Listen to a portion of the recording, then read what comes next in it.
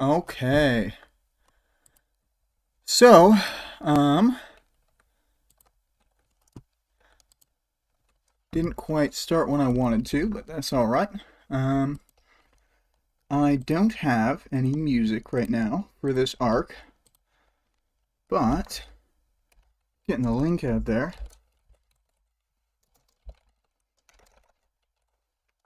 Right.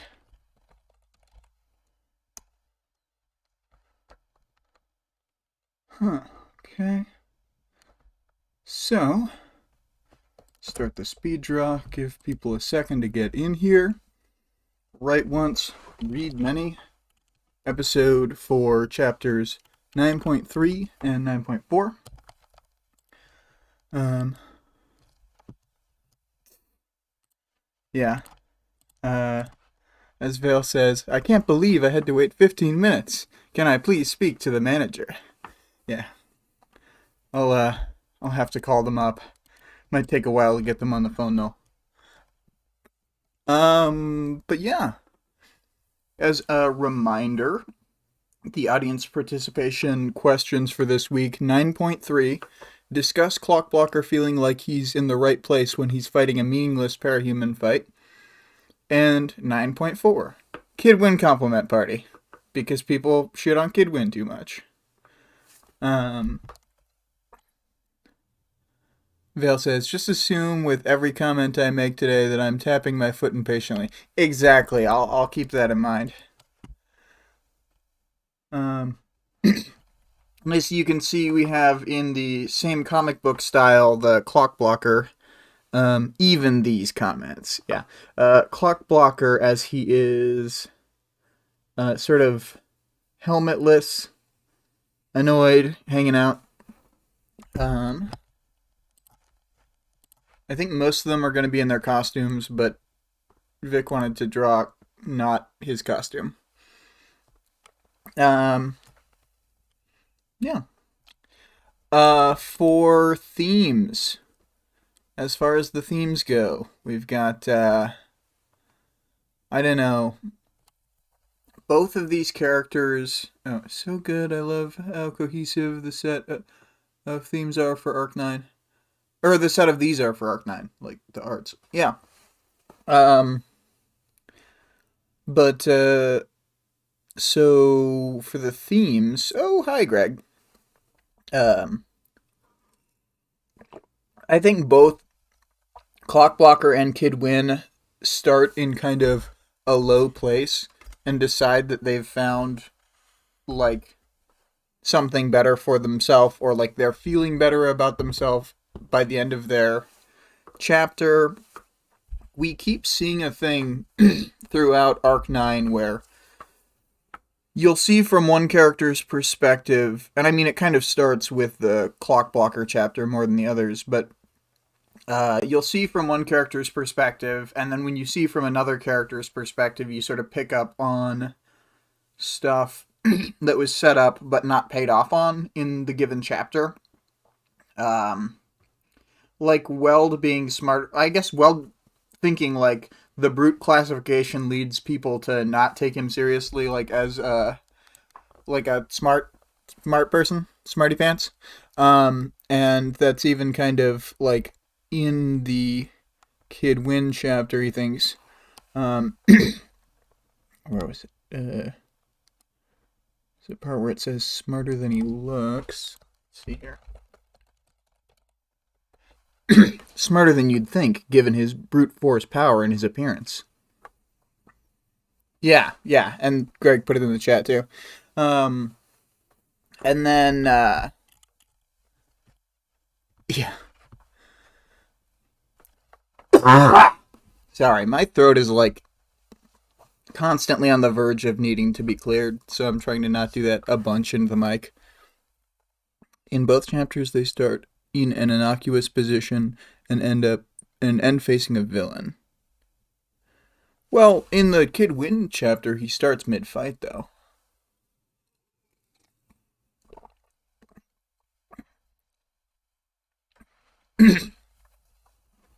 um, And then, yeah, anyway, so there's like a lot of connections between these chapters. The ones that we'll see here are also like, they call out the idea of Parian not having the proper intel from, or Flechette not having the proper intel from Vista about Parian. And then we also get like Clockblocker deciding to make more of an effort with Weld, and then we see that directly happening in the next chapter, like immediately. So that's pretty good. Yeah, Vale says about the comment, Sigma called it out by agreeing with it and not understanding why it even had to be said. Kidding. Yeah.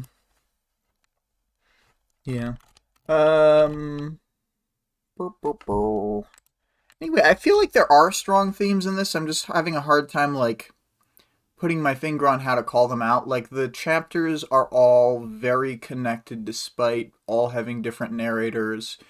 There is sort of a...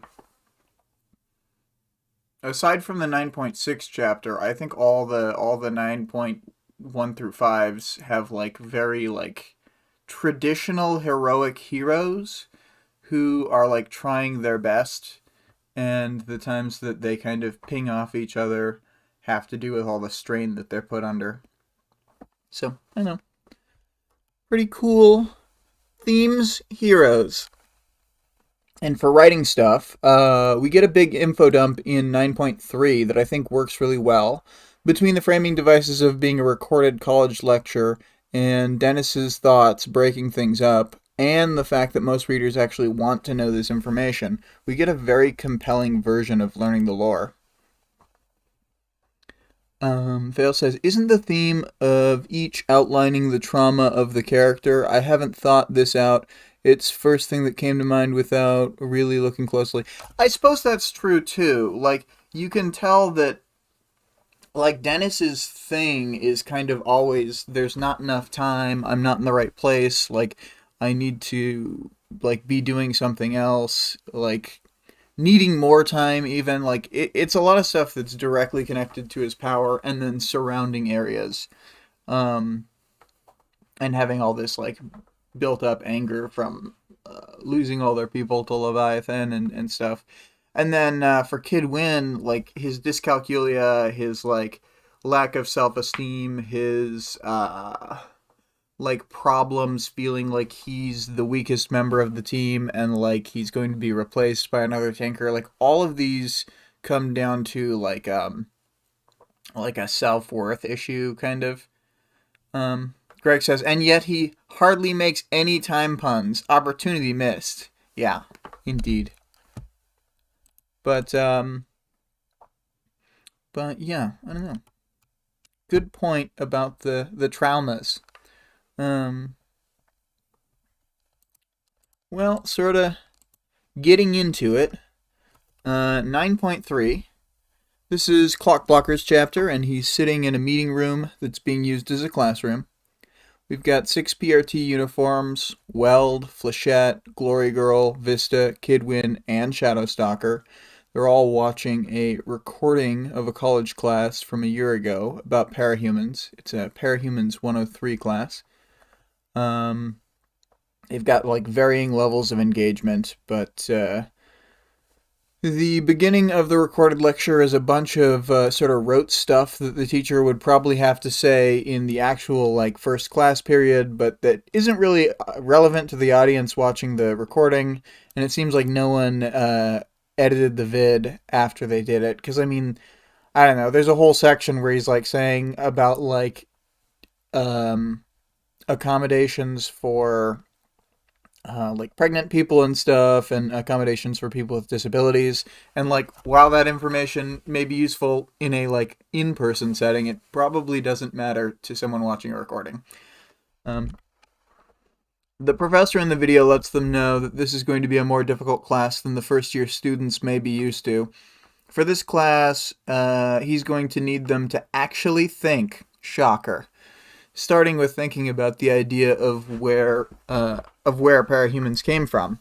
It's clear that the class is trying to foster curiosity and get the students looking deeper than the surface level at these current scientific mysteries. We'll go over this stuff a bit more in the Powers, Knowledge, and World Building section, though. After listening to the lecture for a few paragraphs, the Dallin and Pelham families are mentioned. Clockblocker looks over at Glory Girl, but she doesn't react. He couldn't help but sympathize. This is a monumental waste of time. I could be out there, helping people, or spending time with my family. Spending time? Waste of time? Anyway, Pigo had made sure they were getting some education, but Clockblocker thinks this information isn't going to help them with their fieldwork. He doesn't think it even makes sense that they have to watch it now instead of later, since it's already recorded from last year. It was just a fucked up set of priorities, enforced on them from the people in charge. He shifted restlessly, annoyed, angry. After the lecture mentions capes with 3 or more powers, rather than 1 or 2 predominant ones, Kidwin asks Flechette about if anyone else got powers at the same time she did. She doesn't think so at first, but after he asks if any other capes had showed up around the same time as her, she says that there was one rather persistent villain who fits. Weld turned around. Critical thinking and applying this stuff is good, but let's not forget the lecture. All the other people in the classroom. Is he trying to get people to dislike him? Clockblocker wondered.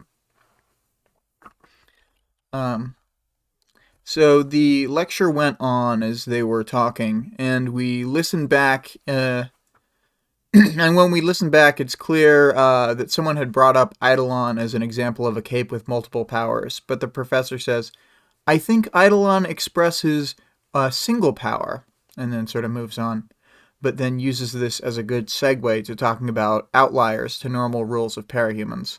Scion and the Endbringers are used as examples. There's a quick mention of Nilbog, but the professor says he doesn't really think he fits as an outlier here. Vale says, if only the storyline about Flechette was ever relevant to parahuman stories. Sounds interesting. Yeah, if only.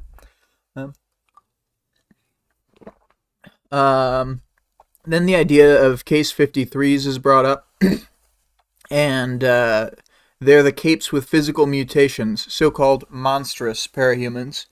Clockblocker wonders to himself if Weld is a Case 53. While the topic moves on to the actual origin of powers, Clockblocker gets a text message from his mom that his dad isn't doing well. Getting up and leaving from the classroom despite getting a look from Weld, Clockblocker calls his mom, asking about how bad his dad is doing. His dad's dying, and they don't think that there's anything they'll be able to do for him. Oh my god, I'm sorry, guys. Okay, do you need me there? I can use my power. Buy the doctors time to think, or get prepared if there's a crisis. Her voice was tight. No, Dennis, it's not that kind of situation. They've got him on a respirator, and the doctors don't have much hope he's going to be able to breathe without it again. The antibiotics can't fight the infection on their own. There's a bit more back and forth. Dennis thinks to himself how this is not fair. Come by, Dennis, before it's too late. Greg says, bit sad that even university courses refer to them as monstrous. Yeah, it's not great.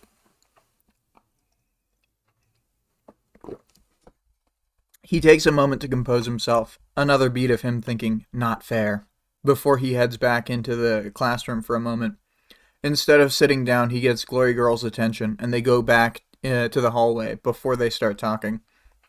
Glory Girl has taken this class before, so she's fine with missing the lecture. She's actually here because New Wave is disbanding, and she's checking out the idea of joining the wards. She had thought she'd be okay with it, but then she was shaken by seeing the portraits in the lobby. Where the ward's portraits hung in the lobby of the PRT offices, the portraits of Aegis and Gallant had been reprinted in black and white, surrounded with thick black frames. One was apparently in the works for Browbeat, who had been too new to even have an official costume, let alone a portrait. And this is another little artifact of the Browbeat change that I wanted to point out. because the change was made after the audiobook was recorded, so it's another little thing you miss by only listening. Glory Girl had lost 3 people she was close to on that day. Gallant, Dean went out of costume, was a loss she shared with Clockblocker, her boyfriend, his friend. Yeah, and before he loses his nerve, Clockblocker tells Glory Girl why he's talking to her. I know it's crass. I know you guys have rules, he spoke. I understand if you get angry, but my dad has leukemia. He was a few days into some pretty rigorous treatment when Leviathan came. He got hurt when one of the waves hit, and some infection got at him through the wounds. He has pretty much no immune system, doesn't have the strength to fight it off. Glory Girl correctly assumes that he wants her to ask Panacea to heal him. She says she'll ask, which surprises him. Then she goes on to explain that she can't promise anything because of Amy's rules about taking requests for healing, but she's going to see if she can convince her. Clockblocker is very grateful, and Glory Girl says that he can repay her by sharing stories about Gallant. Weld and Vista step into the hallway. Everything okay? Or, everything okay? I don't know how to do my Weld voice anymore. It's all over the place every time. Hey, everything okay? Weld asked. Clockblocker decides that he shouldn't tell them about his dad dying because the whole team would find out, and they don't need another thing to worry about right now.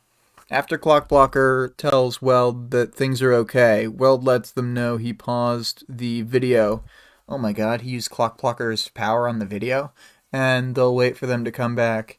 He goes on to say that he's going to cut them some slack and trust that there's a reason that they were out here. But they do have a schedule, so they can't delay too long if they want to finish his lecture. Weld goes back in the classroom and Clockblocker calls him a tool, which Vista pushes back on right away. He's trying, Vista piped up.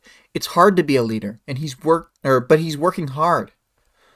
Clockblocker says how Weld doesn't need to sleep and doesn't need to do most of the human things to maintain himself, so it's not fair to expect them all to keep up with him, ending with, he's a frigging robot.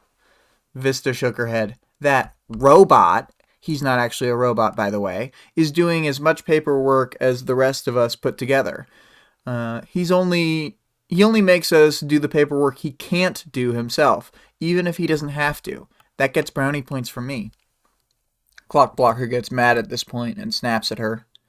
What are you, channeling Gallant here? Standing up for... Shit. No, Vista tries to keep it together for a second and then starts tearing up and runs down the hallway. Given her power, she's able to make a really good distance fast. A few steps and she's around the corner at the end of the hall. He apologizes to Glory Girl, and at first she just glares at him. He's initially worried that she might hit him, but she lets him off the hook and tells him that he gets one pass, dependent on him going to apologize to Vista. Yeah, he swallowed.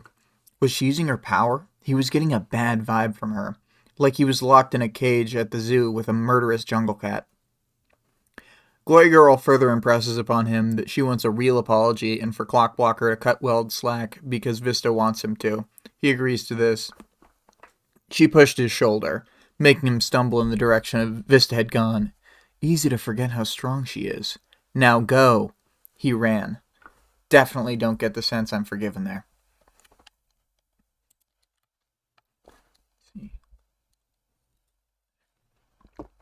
He checks through several empty rooms before he finds Vista sitting on the landing in a stairwell. She's sitting down crying when he arrives, and he says he's sorry right away. She calls him a jerk, and he agrees. Vista points out that he had said that in front of Glory Girl, and tells her that he doesn't think he smoothed things over well enough with Glory Girl, but he's going to worry about that later, and right now he's just focused on making sure she's okay. Vista admits that Gallant was the reason she liked showing up at To Be a Ward. She knew there was no way they would be together since he was so much older and rich and handsome and already dating Glory Girl, but she says that she wouldn't have even known what to say to him if she got the chance. you know. But Clockblocker tells Vista that Gallant really enjoyed doing patrols with her. Initially, she brushes this off, but Clockblocker tells her how Gallant would be more enthusiastic to go on a patrol with either of them than with any of the other team members.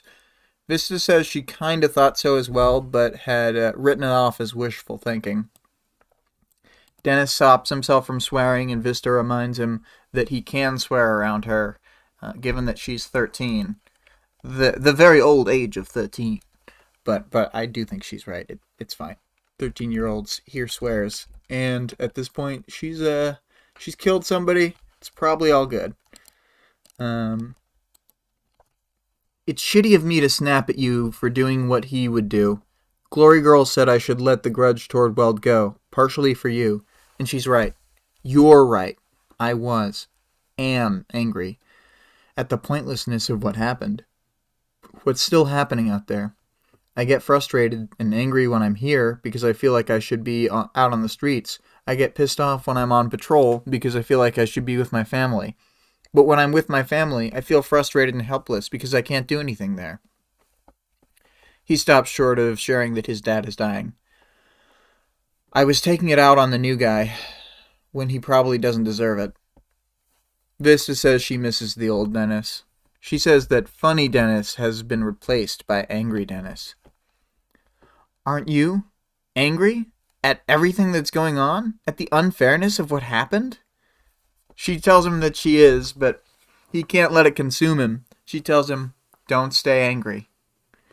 He thinks that this will be really difficult for him, but he's going to try. He tells her that he'll work on it. They decide to go back to class. But on the way there, they find that all the others are leaving the classroom and gearing up to head out. Just in time. Class is cancelled. We've got trouble. That's Australian Weld, I guess. My mind cannot wrap itself around the idea of doing a consistent accent. It just won't happen. And Greg's right. Anger does lead to the dark side, so we gotta be careful of Clockblocker turning into a Sith. But, on the other hand, it might give him more powers. Shoot lightning now, stuff like that, Anyway, what was I going to say? Oh, yeah, there was a kind of funny thing that happened. I copy and pasted at the unfairness of what happened, that sentence, and Google Docs wanted to correct it down to just what happened. And I think it's really funny that it thinks that at the unfairness of what happened and what happened are the same question. Like, what? But we get a scene transition. Now, to set the scene, I will use the book's own words. The scene was set up in the husk of a building. Walls loomed on three sides, but there was no roof remaining. The floor was uneven, composed of layers of broken boards, shattered drywall, and chunks of concrete. This is one of three crime scenes. It's the middle of the day, and three bodies, each killed in different horrific ways, are hung up, one on each of the three walls. And one has been flayed, one burned, and the third is medically segmented at the joints. So, like, it's like torture murder. And then inside of the building are the travelers looking up at the bodies. Trickster, Sundancer, Ballistic, and Genesis as a gargoyle. Pardon the cliche, but this isn't what it looks like, Trickster spoke.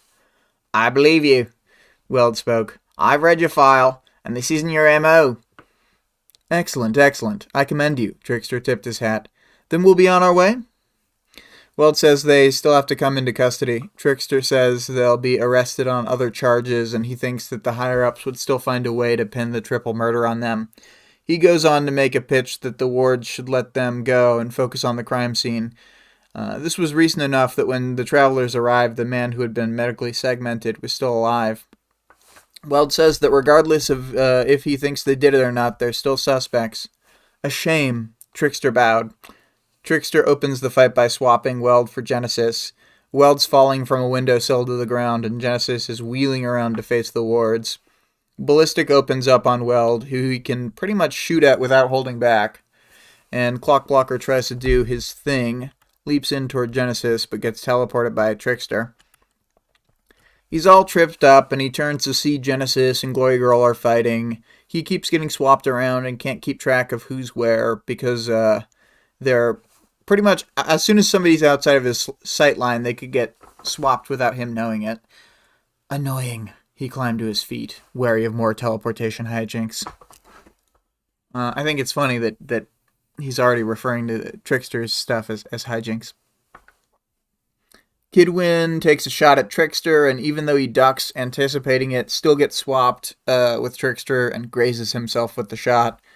One interesting thing that happens here that never comes up again is that Trickster's power is even able to swap the materials of things that have been charged with Flechette's destruction effect, which is kind of crazy, because if they work together, they could, I don't know, potentially charge a big object, teleport it above a thing. I feel like there are really powerful applications of Flechette plus Clockblocker as a team, but we just never get to see that team up.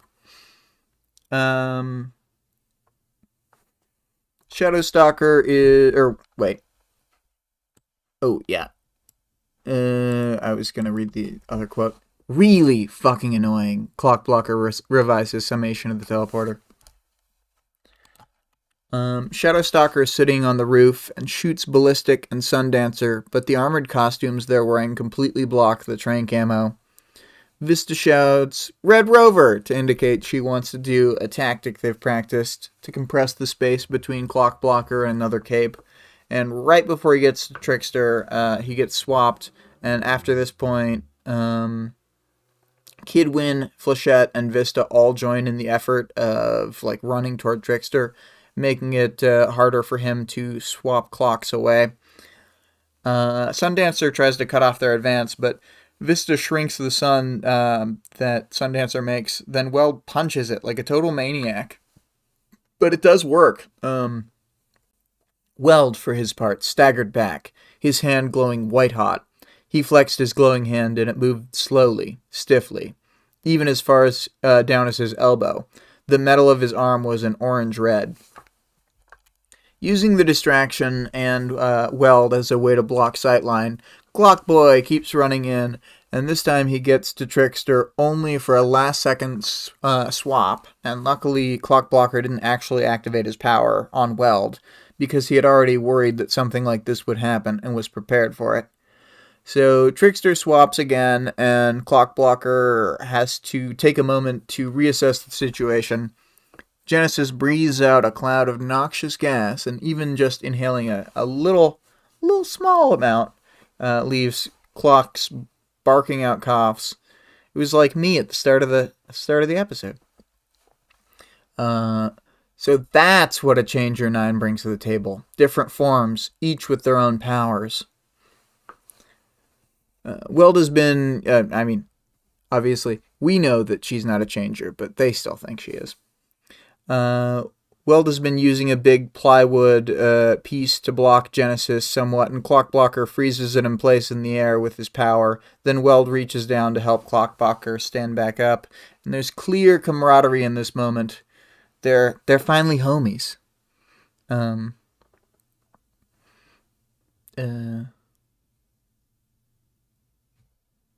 Vale says, "Wait, what? You were a parahuman?" But I don't know what I quite said to trigger that response. And then I kind of quoted the rest of this, but he felt oddly calm as his group squared off against the villains with some of the highest power ratings in Brockton Bay. Beneath the grim display of 3 hanging corpses, he reached into the slot of his armor at his side and withdrew 2 sheafs of paper. Moving his thumbs in one direction, he fanned out the papers, holding them like anyone else might hold a pair of knives. He realized what it was. This calm, whatever else it was, this fight was a refuge from that feeling that had plagued him since the fight with the Leviathan ended. The feeling that he was always in the wrong place, doing the wrong thing at the wrong time, in the face of a city in crisis and a dying father. This right here was what he was where he was needed. This is what I'm here for. And I think that I think this is basically like our most clear sort of hint at the conflict drive that we've gotten so far, that like the parahumans are like compelled to fight each other, but kind of subtly. Because like even Dennis is just like, yes, what I should be doing with my life is some punch-ups. But this is a great chapter. I really like it. Dennis is great. I wish we could spend more time with him. We learned tons and tons in the classroom thing. I think it conveys so much. It's real good. Let me think. What else? I think it does a good job at quickly introducing a lot of stuff, like the idea that Glory Girl might be joining the wards, and it does a good job of I feel like we really know Dennis after this.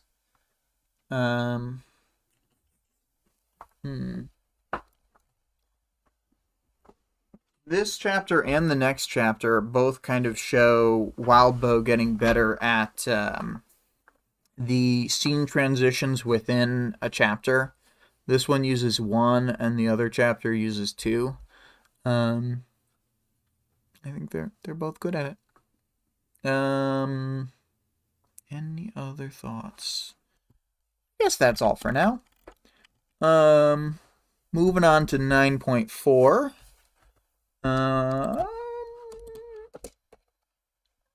We've got the art. He's pointing a gun right at you. It's scary stuff.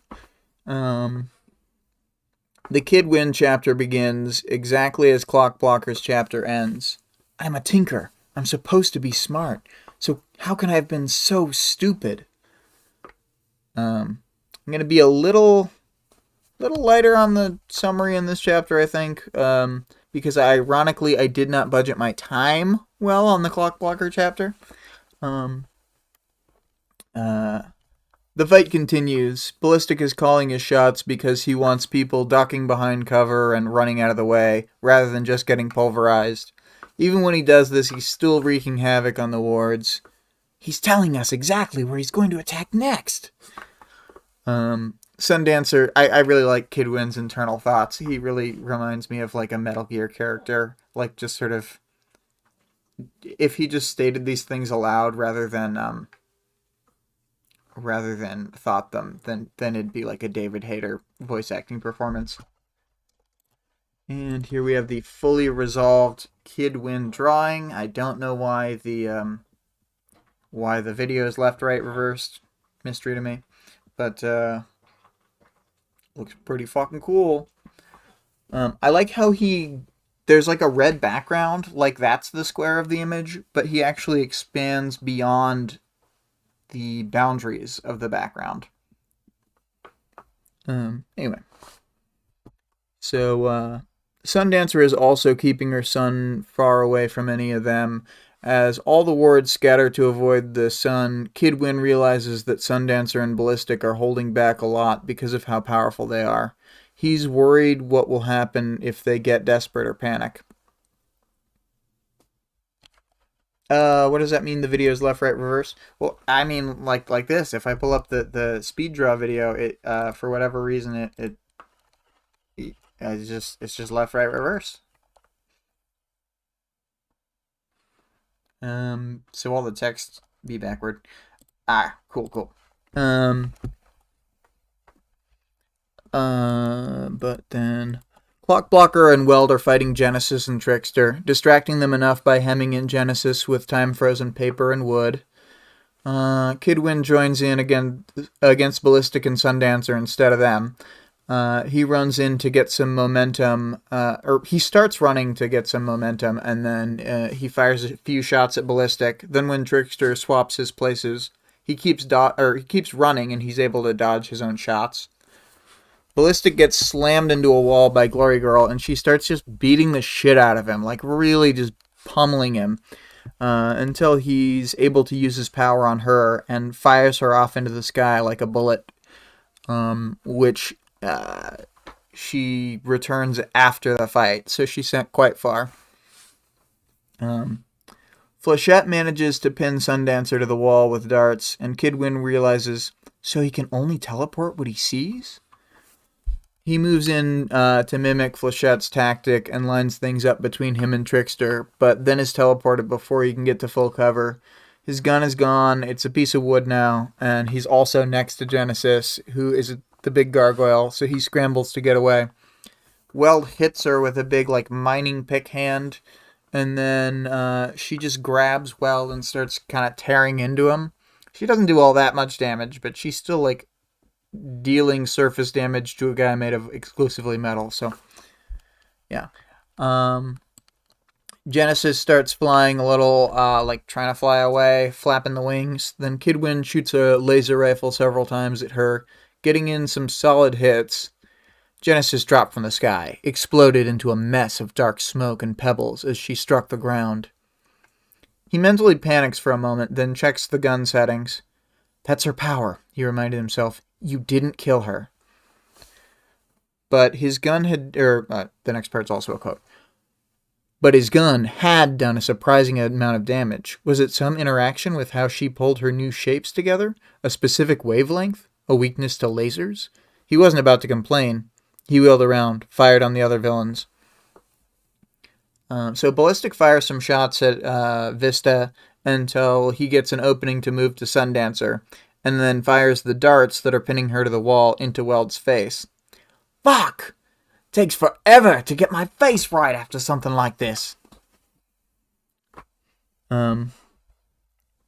Because of the movements of the fight, the three travelers are currently surrounded by the wards. There's a momentary lull in the fight as they wait to see what the other side will do. Then it starts to rain. The water is going to wash away the evidence if you don't let us go and hurry to check on the bodies, Trickster spoke. Crime scene techs can't get here in time with the roads like they are, Weld spoke, and we're not allowed to touch the evidence anyways. Rules. Rules? You shouldn't sweat those things so much, Trickster chuckled. Here, I'll help you out. Trickster swapped Weld for the burned body, and he falls to the ground. His weight tearing down the restraints that the body was in.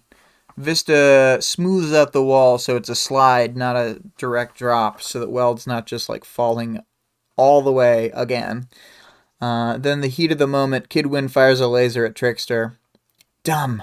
He regretted it the second his finger left the trigger, and then he hits himself. It's not lethal. Can't do any permanent harm. You had it vetted. Tested on pig meat. He sort of like reassures himself that he didn't like wreck himself. Trickster swaps his side so they can start making their way out of the fight.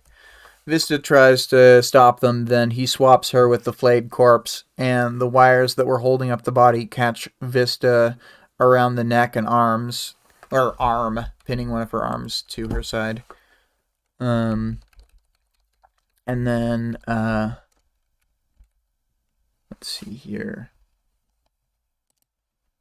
Where was I? Sundancer is upset at Trickster for this, but he yells for them to just run. Kid Win starts shooting the wires and is able to cut them. Shadowstalker appears near Trickster and manages to push him face down in the water. Kid Win decides that like he can either help Vista or help Shadowstalker, and so he thinks that helping Vista get to safety is more important than catching the travelers, and thinks that Shadowstalker wouldn't want help anyway. Yeah, Greg says about I'm from Trickster to Kid Win. Stop hitting yourself. Stop hitting yourself. Or stop shooting yourself.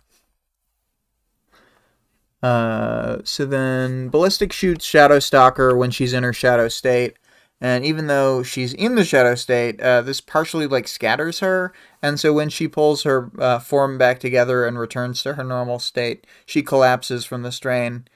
Kid Win starts shooting at the retreating villains, but now that Vista's down from the wall, but Sundancer gives them cover to run away by putting her son into the shallow water on the street and making a big steam cloud.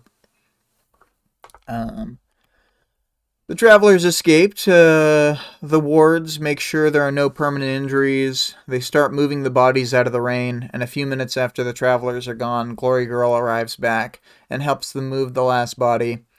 Rain is now pouring down. Kidwin feels real weird and bad and thinks about his dyscalculia for a while. And I didn't super summarize this, but essentially he's got a learning disability where he can't keep numbers in his head, and he's real down about it. He does not he's not happy. So and he doesn't think that he has ADD, which he's also been diagnosed with. He likes to think that he's just a daydreamer and he gets lost in his thoughts. And then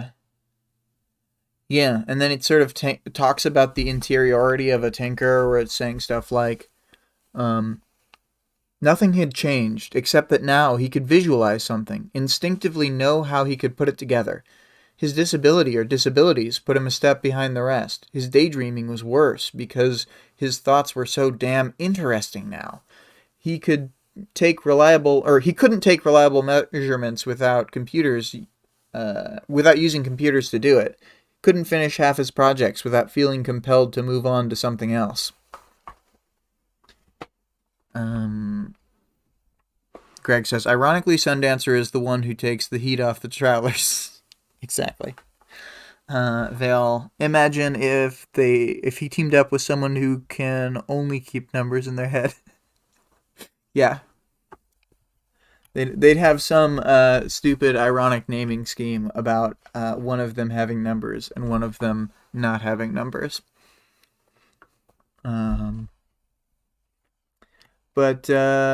So he thinks about how he doesn't know what his specialty is and stuff. Let's see here. Where was I on the page? I kind of went off script. Let's see. Oh yeah. He thinks he's the only tinker on record who doesn't have some kind of specialty, and he's worried that his specialty is that even though he has a learning disability, he can still sometimes complete projects. They don't actually say it here, but if you read between the lines, we kind of already see a lot of tells that something that his specialty is that he can make devices or weapons with lots of different settings, allowing him to address a lot of situations. Not terrible as far as tinker powers go, especially if he's working with other tinkers' designs. Just not amazing either. But I mean, the kinds of stuff is he always gets distracted. He always wants to move on from one thing to the next.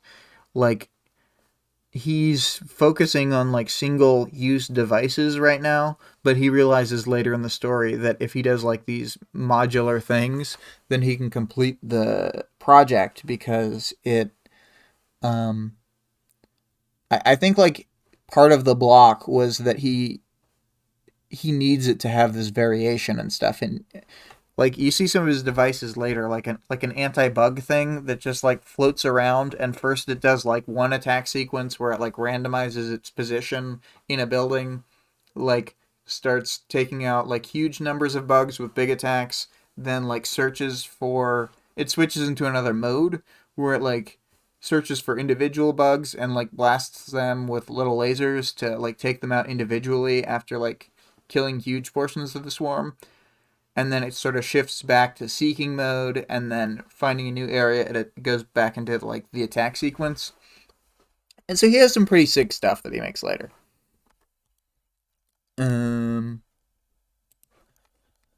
Anyway, Kidwin reflects upon his poor decisions, like dismantling his hoverboard for another project he didn't finish.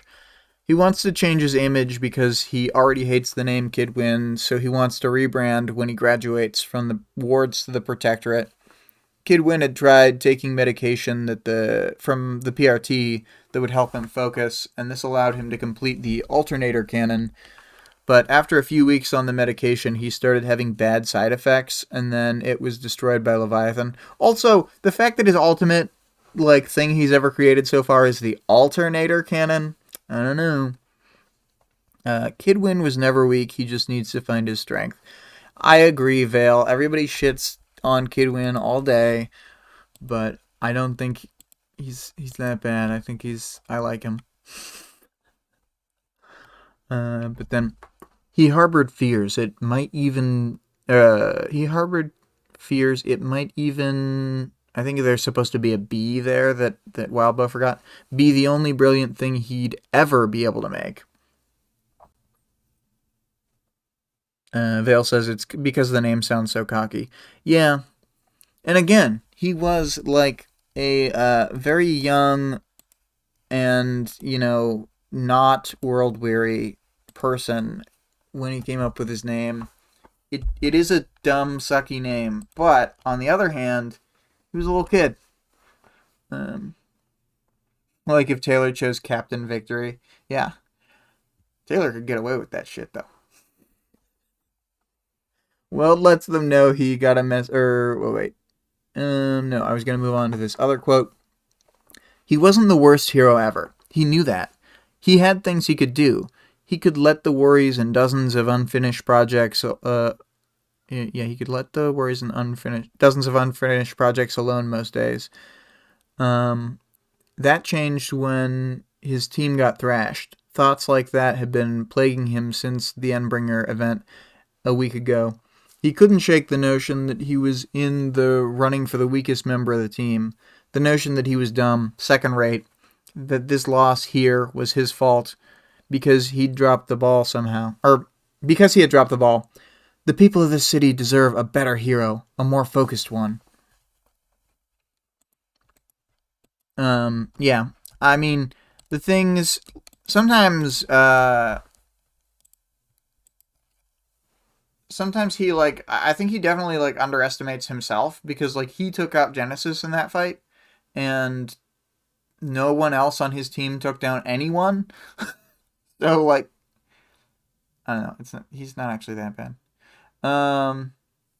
And then I also wanted to say, I do keep fumbling some of these quotes. This section of the book seems to have, more typos than the other sections.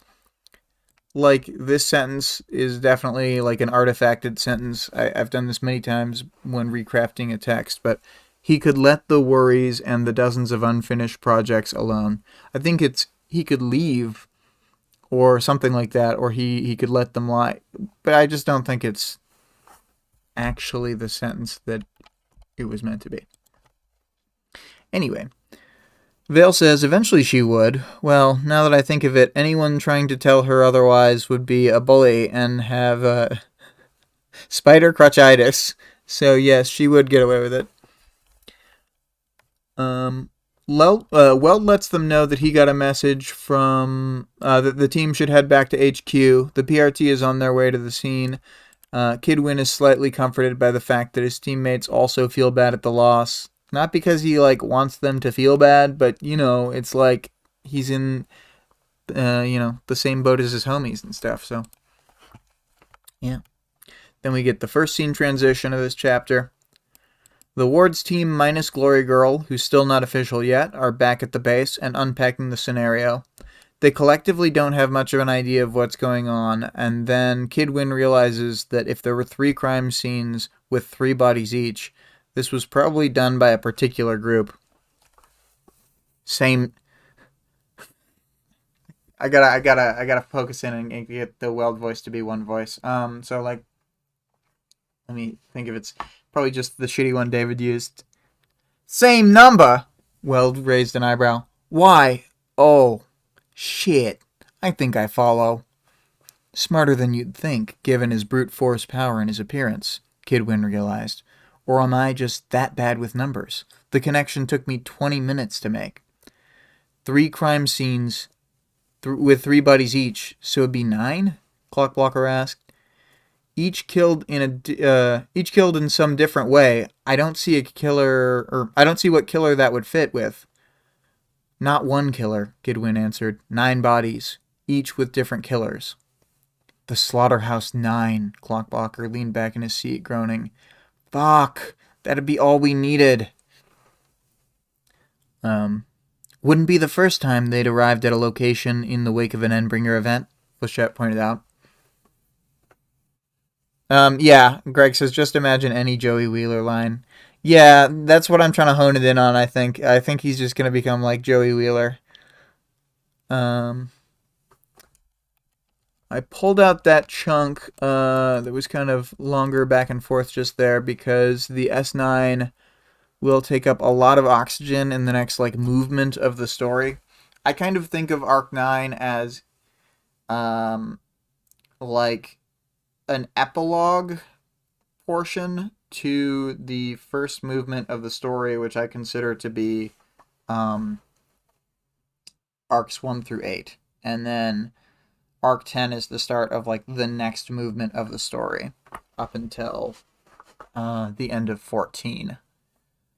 And then, yeah.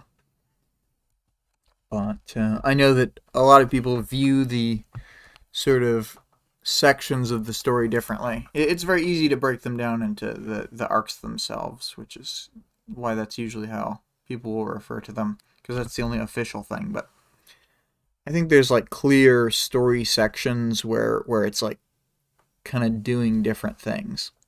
Anyway, we'll talk about that more as we get into the next one. Weld says that regardless of all that, they need to talk about patrols and tonight's duties. Flechette calls this the grunt work and actually grunts.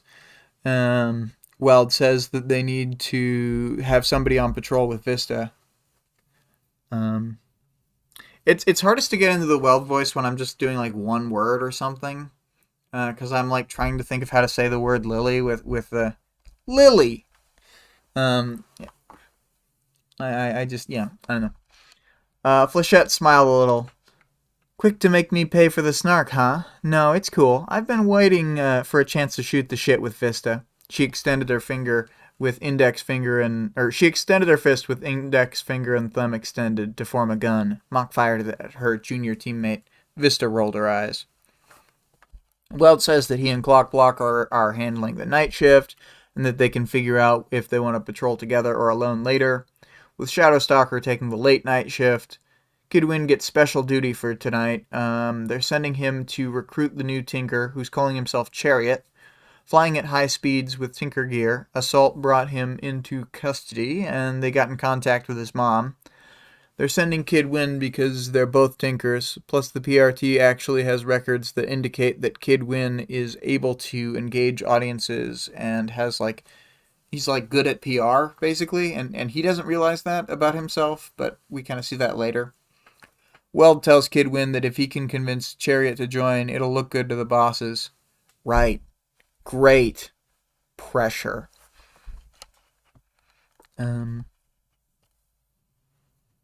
Vale puts a lalai, Lily in Boston accent, although the way it's written on the page makes me think way more Forrest Gump. Make all the vowels ah, and you're pretty close. Yeah. So Weld brings them to the next order of business. He wants the team to communicate better. He's fine doing the paperwork and stuff, but he wants to make sure that they have daily meetings to share any pressing information that might not make it into a file or recording or record until things get caught up. He's going to pick up another patrol so that he can shorten all the patrols a bit for the rest of the people and schedule in these meetings. Weld looks to Clockblocker to make sure this is acceptable to him and is pleasantly surprised when he's on board. Weld continues saying that he also just wants them to generally have a chance to talk so they don't have to take time out of other areas to do so. Then the scene ends with Weld starting to go over recurring problems with the paperwork. Scene transition. Okay, so time was getting really short when I wrote this section. So hopefully it won't get too much snub, but it'll still be snubbed. Kidwin arrives at a red brick building that has actually stayed together well compared to most, only having some windows knocked out of their frames and other relatively minor damage. He's kind of creeped out as he enters the building. There are a bunch of essentially unsupervised children running around, and then a guy that Kidwin clearly thinks might be like a pedophile hanging around. And the kid heads upstairs to where Chariot lives and knocks on the door. A tired-looking Hispanic woman greeted him. "You're the superhero, I take it?" "Yes, Kidwin. Ashley Medina. My son's back through here." Kidwin thinks this place is well kept and has a clear aesthetic to it. Chariot's mom goes to get him. Kidwin notices that a bunch of things have been dismantled for parts, leaving only the wireless modem. He has his priorities, at least, Kidwin thought, with mild amusement. Gotta have an internet connection. Chariot comes out, and he's wary of Kidwin hesitating to shake his hand. He's got cuts and grease stains all over. Been there. Substandard tools. Not enough parts. I can use that. They sit down, or no, the I can use that, I guess, would have been in a different mental tone of voice. Like, he can use the substandard tools and not enough parts. Use that. They sit down and talk. Kidwin gives a 1 to 10 scale of interest, and Chariot tells him it's a 4 out of 10. "Trevor!" Chariot's mother admonished him. "They're offering education, they offer funding. Education!" Kidwin cuts in because he's worried that the more his mom pushes for it, the less interested that Chariot will be in joining the wards. He brings up the money, then starts explaining why they're in a unique position as Tinkers, even among other capes. The guys in charge want Tinkers. They really want Tinkers, both because they want us in a position where we won't be making trouble for them, and because they want the kind of stuff we can create. I'm not giving up my stuff. Kidwin paused. This is like looking into a mirror to a year and a half ago. Continuing the pitch, Kidwin says that they can provide proper materials and pay him for designs and so forth.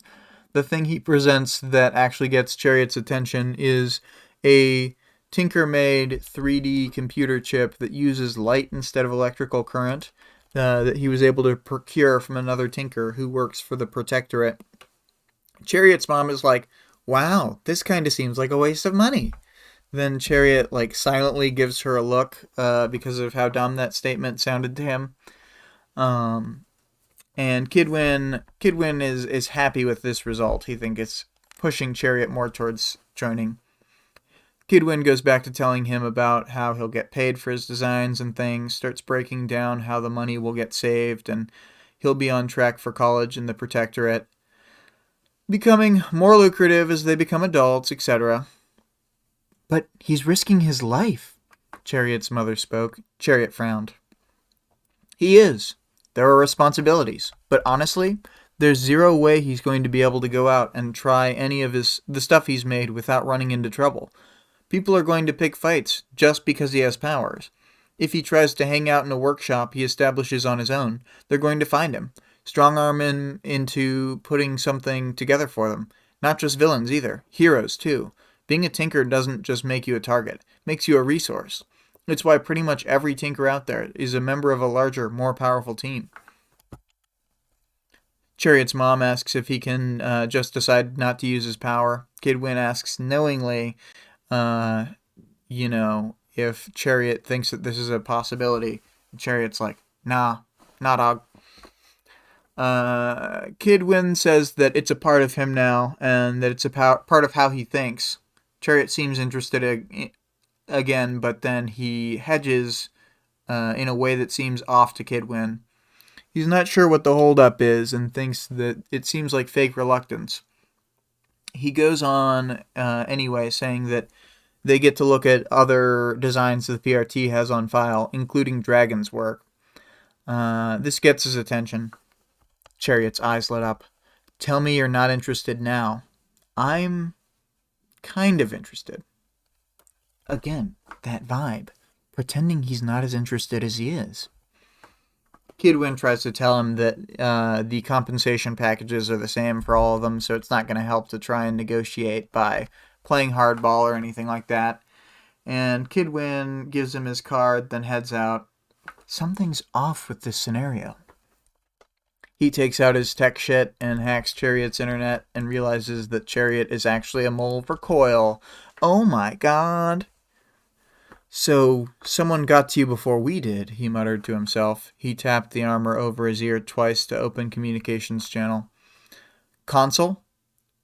Well, dear. Weld here, manning the console.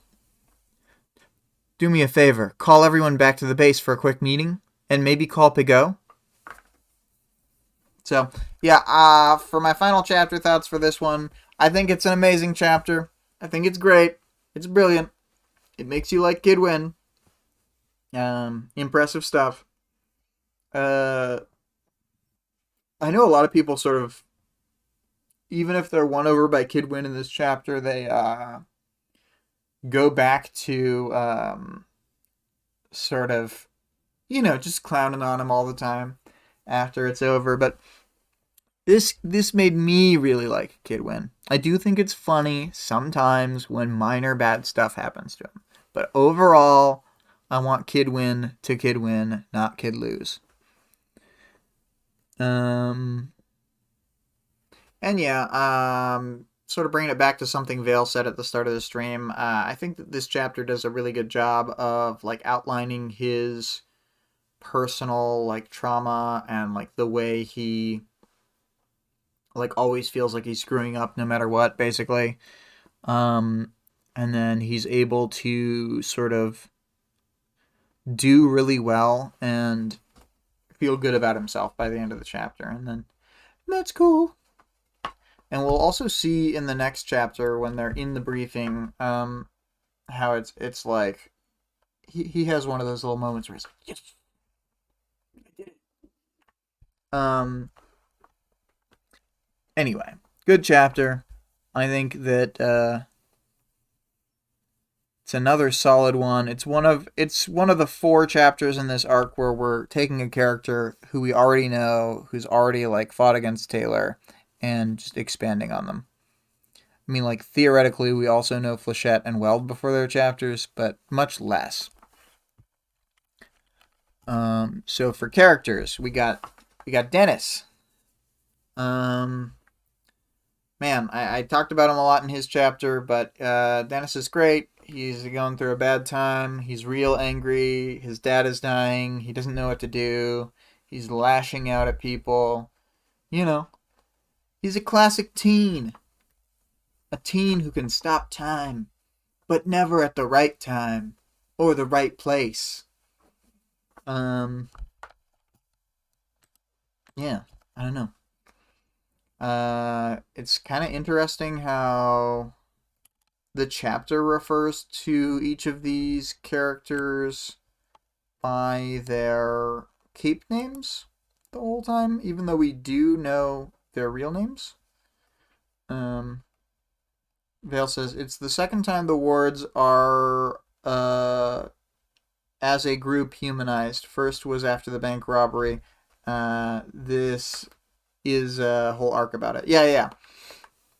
Yeah, we see them from a completely non-Taylor point of view in arc 3, and then this is just a big old expansion pack on that. In fact, some could say that was the demo, and this is the real game. Let's see here. Vale says, I wonder how much of it is intentionally intended to create a record skip reaction when Taylor is back. Yeah, I don't know. I feel like out of these characters, the one who's closest to Taylor is, Dennis, really. I mean, they've got similar drive to fix everything, carry the weight of the world on their own shoulders, and then Like they feel like they have to be out in the world fighting, and they can't be with their family. Um, like they've got a lot of like life parallels going on, I guess. Um, Dennis is always worried about his dad, just like Taylor's always worried about her dad. Um, yeah, great character. We'll see him a lot throughout the rest of the book. So this is like a really good insight on him. We've got next. We got Christopher Kidwin. I actually don't think they call him Christopher at any point. Um, so I am pulling that from future knowledge, but good old Kidwin. Um, who? Oh, Dennis would be such a great undersider. Can we trade for him? Greg says, "Who would you trade away, though?" That's a good question. I don't I don't think he's more valuable to the team than any of the ones they have now. I think maybe like Regent could be swapped for him, and like somehow they could fill in a place. But it's like the dynamic between the Undersiders, I think, is so cool. It's the Undersiders, so we cheat and trade Coil. Sure. Well, he would make a good Undersider if he was just a direct addition, for sure. And then the downside is they don't get to use Coil's power to get two tries at things. Yeah. Um. Um. Anyway, so yeah, Christopher, the kid. Um. Coil is now on the wards. Greg says the PRT already has Coil though. I mean, what? Um. And so I pulled a quote here. I can make something like this, which is brilliant. Then I go and dismantle my freaking hoverboard to get parts for a project I never even finish.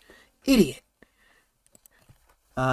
So he's got a lot of self confidence issues, a lot of negative self talk, and he's very self conscious about his learning disability and about the fact that he might not be as good of a hero as he feels like people deserve. Uh, I think his interiority really makes you like him, whereas like there are some characters later where I'm like, wow, Justin sucked, and then we saw his interiority, and he sucked even more. So, you know, there are characters like that indeed. Um, oh, and I guess Hookwolf too. Yeah, it's like Hookwolf fucking sucks, and then we see inside his head, Hookwolf fucking sucks. Um, yeah. But Kid Win, no, he's in our hearts, all of our hearts. He makes us all wish we had been nicer to him from the start. Once we realize, you know, that he's not Kid Lose. Uh, and then sort of moving on from Kid Win, we will have Vista, and that's Missy, and yeah, she's seen a little bit in these chapters. She's clearly having like a really hard time after the Leviathan attack. They don't like talk about it here, but she definitely murdered a guy on screen. We saw that happen. And like her not boyfriend is dead too, and several other team members, etc. Vale says purity is the most insidious of that example. People who are worse on the inside when you get to see them. Um, Greg says, I felt nicer about him until he was like, I'm surprised Weld is smart despite looking like a dumb brute. Um, alright. Cut him some slack. He's Kid Win. Um, but, what was I thinking? I think that Purity is like insidious because you see her first from her own perspective, where she seems like basically reasonable until like she thinks more thoughts. Uh, and it like humanizes her first, then she's like a piece of shit. Wait, hold up. Well, the schmott? See, there I could get the accent. I think I need like minimum one full sentence. It's really hard to get myself to do like just a word, or like the different punctuated single word sentences was also really difficult. Because like my brain needs to wrap its head around, that's right, my brain head, around the idea of like what the sentence is going to sound like. It's like how it's easier to remember a 7-digit number than a 4-digit number sometimes, because your brain's like forms a pattern out of it. I don't know. Yeah, just shout Yugi before the single word bits. Yug! It really would help me get into the right mindset. But I don't want to do an exact Joey, because I think that Joey is supposed to be a little more New York, and I feel like I'll have to listen to some Boston accents, because it's not like Weld's going anywhere. We're going to hear his voice a bunch more times in the near future. So I'll have to just put in the work. Little practice. Then we get Victoria. Victoria gets fucking pissed in this in 9.3, and I think it's possible that she didn't use her power on Clock Blocker to make him feel the fear, but she probably used her power to make him feel the fear.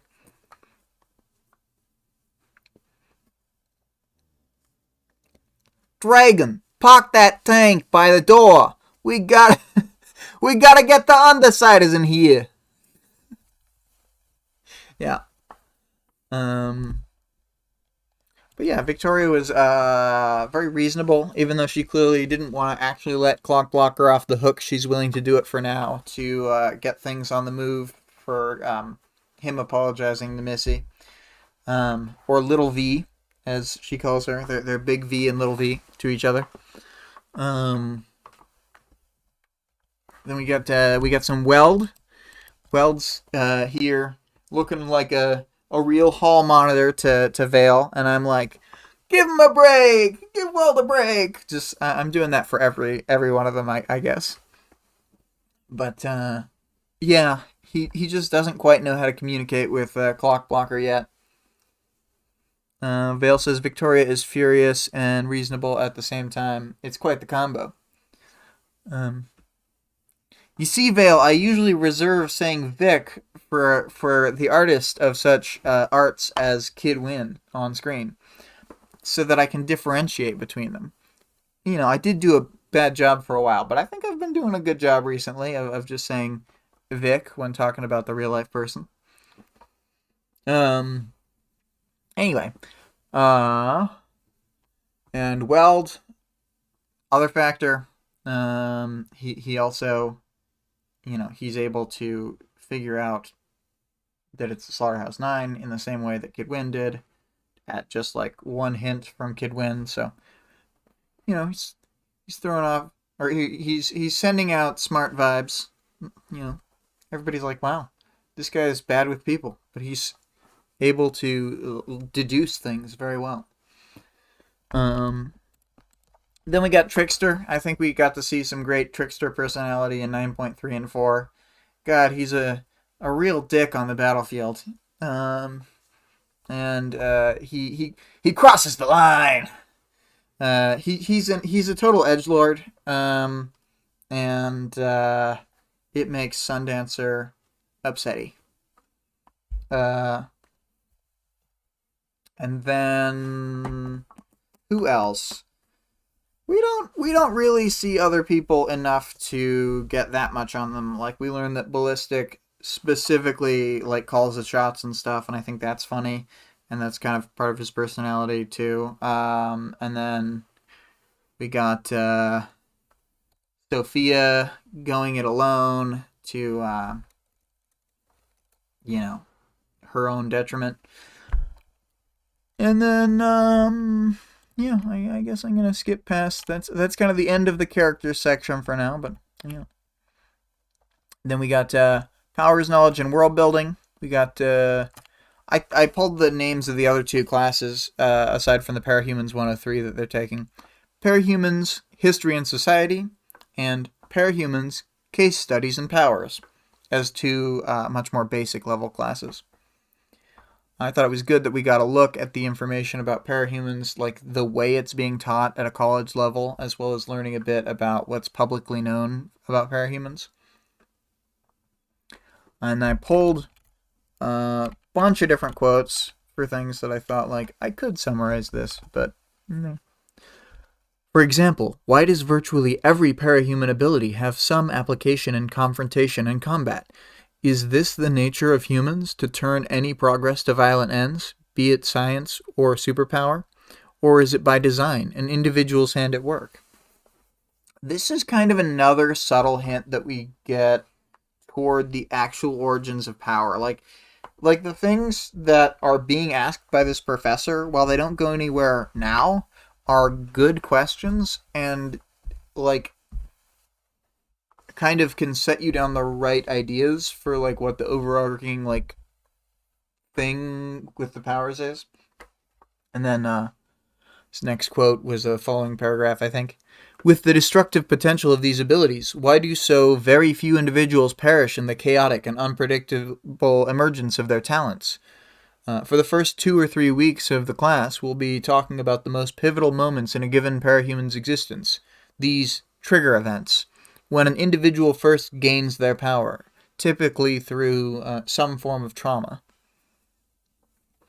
And then we get info about how the specifics of trigger events strongly affect the resultant powers. Their example is like physical mental split. And I had talked to... So Vic and I have talked about this a lot, and we feel like a lot more powers are mental powers than they kind of think. But then I had thought about it more recently, and there are some, like, extreme physical traumas, and it's kind of just, I think it's about all of them are mental traumas overall, including the physical ones. But the physical ones are ones where there was more, like, direct physical violence happening, whereas, like, a thinker power could happen in a total thinker single use power might happen to somebody who's just, like, going through it in their own head, but there's nothing happening to them in terms of, like, I don't know, someone punching them or whatever. Vale says, at a level, aren't all powers mental powers? There's a link to start with, and then, yeah. I think that was being typed probably right as I was saying my thoughts on the same, so I think we're basically in agreement. Let's see here. Oh yeah, they mentioned caped families. If one individual in a family has powers, it is far more likely that others will as well. Almost always, this trend is either descending or lateral. It seems to transition from parent to child or one sibling to another, but not from child to parent. And then I removed some part. Different scenarios leading to different trigger events may be directly related to the differences in powers, even among closely related members of a cape family. Similar trigger events and related individuals, similar powers. The more distant the relation and the more varied the trigger events, the more drastically different the powers they possess in the end. I'm sure that sentence flowed well when he said it in the class. But yeah, we also get the mention there of, like, the Dallin Pelham family of being, like, one of the biggest examples of, like, a cape family, because since they're publicly known, then we know for sure that they're actually, like, related and stuff. And it's like 3 siblings from one family, and then their spouses. Of course, Brandish and Lady Photon's brother is a retired cape. He's not dead, but I believe the member of their team who was killed by Empire 88, Fleur, was I think that she was. Maybe I'm wrong, but my brain is saying that she was like the spouse or partner of the brother of the set, but I don't know. My new wave lore is also needing a brush up, clearly.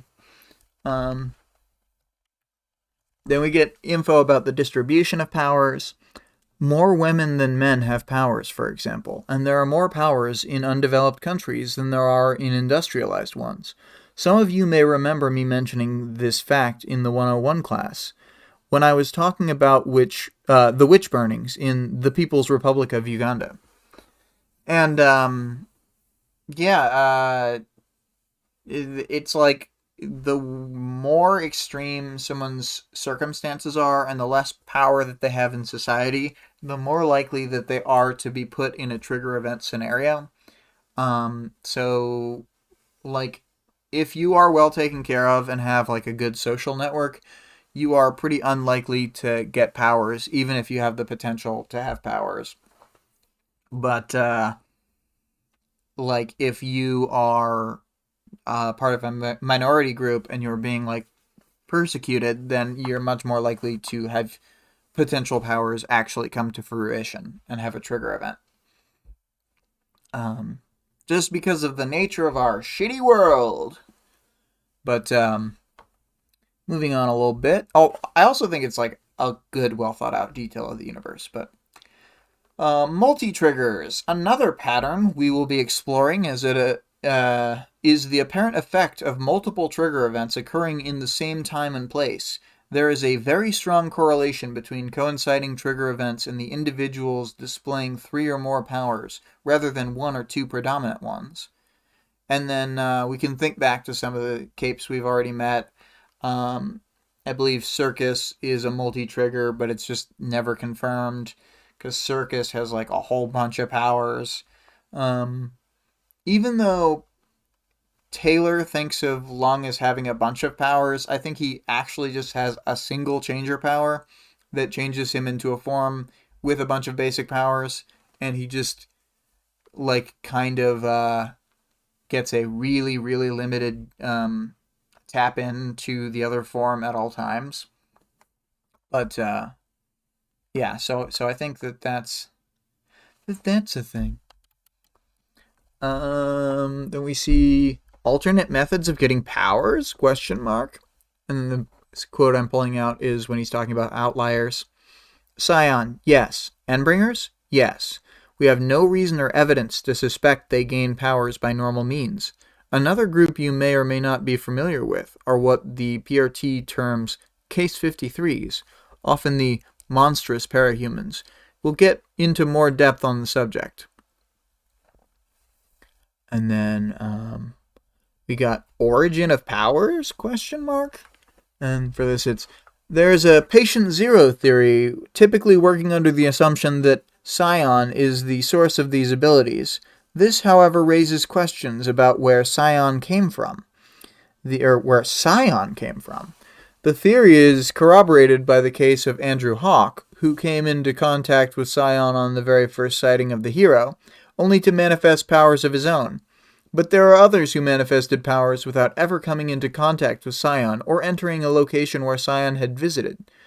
There is a viral theory supposing some advanced virus, though it is flimsy at best in justifications, with no identified culprits. Method of transmission or explanation as to how it provides the actual powers. The genetics theory is popular, but has been thoroughly debunked. We're going to talk about how it was debunked, and then it sort of dots off. I think this is when he might have gotten the text or whatever, but there was no more on there. And then I didn't take any more segments from the class. I just put in this little spot about the spark pistols because I thought it was cool while I was reading it. His spark pistol sported a small power core that used spatial warping technology to magnify, then reabsorb a steady electric current. The barrel was wired with a helix-shaped electromagnetic rail, based on some of Armsmaster's old data on the hard light purity and Dauntless created. Nanomolecular ionically charged rifling on the barrel's interior was arranged to guide the fired charges into a rough elliptical shape, which sustained their shape and consistency the longest. In layman's terminology, it was not unlike a power bar that was plugged into itself, with a small addition that made each revolution of the current larger than the one before. An attached battery kept the current going. The shots themselves were hard electricity condensed into balls, which meant that they had a physical impact to them, due to how they carried and transferred kinetic energy. Given how the weapon charged, waiting a few seconds between shots meant the next shot hit harder, up to a limit. Yeah, I just think it's cool. It's neat.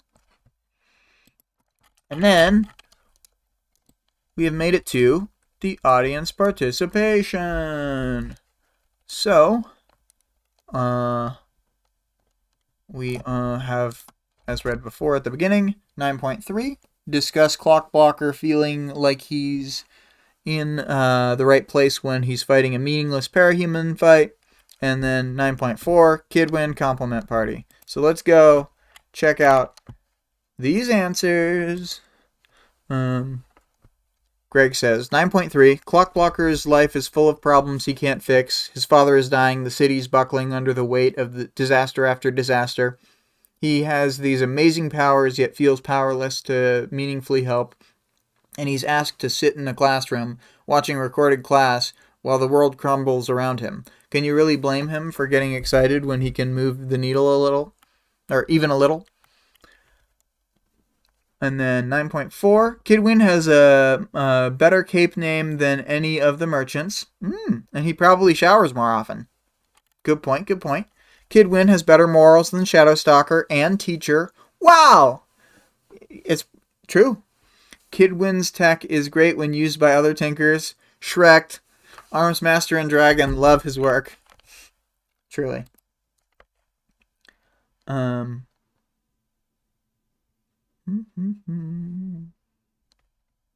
Okay, so 9.3 from Vale, Clockblocker's trauma / trigger is about the lack of control and agency. In conflict, he has control and agency. I really think it's as simple as that. His power is quite binary, as is his trigger.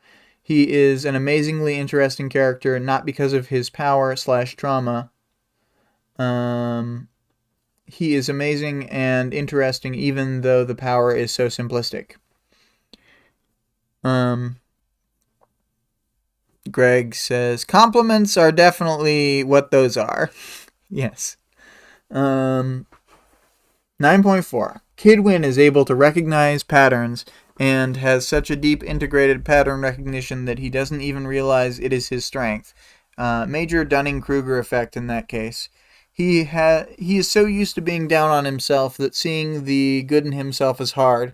He also has a natural humility that comes with long-term self-doubt. I hope he overcomes it in a healthy way, like most parahumans eventually achieve. And of course, that last sentence about parahumans overcoming things was sarcastic. Because they don't overcome shit. Yeah, so those are the two answers. I guess my Kidwin compliments are, once he knows what his thing is, he's able to lean in and do it really well. He makes a sick-ass hoverboard.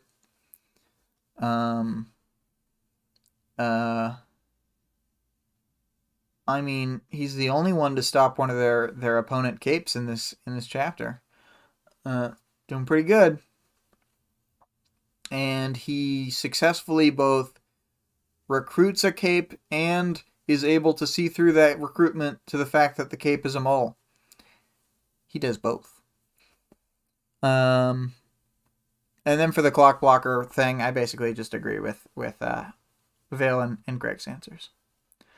So yeah, we're basically at the end. I guess I don't have any outro music. I will read them links. So, the Discord server, the link can be found in the stream description as well as the YouTube channel description. The author of the work can be supported on Patreon at patreon.com/wildbow. The full text of the work is available for free online at parahumans.wordpress.com. And there is also a fan-made audiobook of the entire work at audioworm.rain-online.org. And there's that new audiobook, the up-and-coming one, that is very slowly releasing. I think they're recording Arc 4 right now. Vale says, thanks as always, fun. Yep.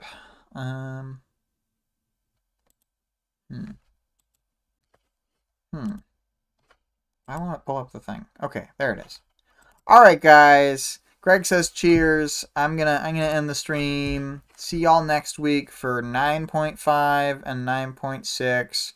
I did not remember to have questions ready. Oh, you know what? I'll just spend a second real quick. So 9.5,